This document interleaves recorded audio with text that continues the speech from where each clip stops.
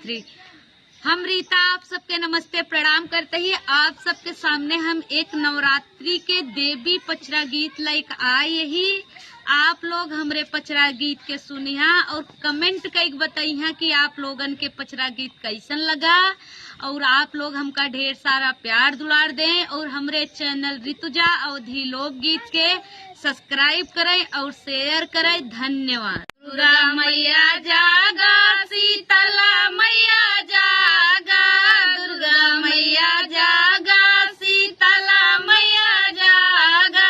बोलिया बोलै कोयलिया मैं क्या करूँ, बोलिया बोलै कोयलिया मैं क्या करूँ। मैया मोरी माँ गई हो दूधवा दहियावा, मैया मोरी माँ गई हो दूधवा दहियावा, दूधवा दहियावा हो दूधवा दहियावा। नाही मिलैया हिरनिया मैं क्या करूँ, नाही मिलैया हिरनिया मैं क्या करूँ। बोलिया बोलै कोयलिया मैं क्या करूँ, बोलिया बोलै कोयलिया मैं क्या करूँ। शेरा वाली जागा, पहाड़ वाली जागा, शेरा वाली जागा, पहाड़ वाली जागा। बोलिया बोलै कोयलिया मैं क्या करूँ, बोलिया बोलै कोयलिया मैं क्या करूँ। मैया मोरी माँ गई हो फुलवा गजलावा, मैया मोरी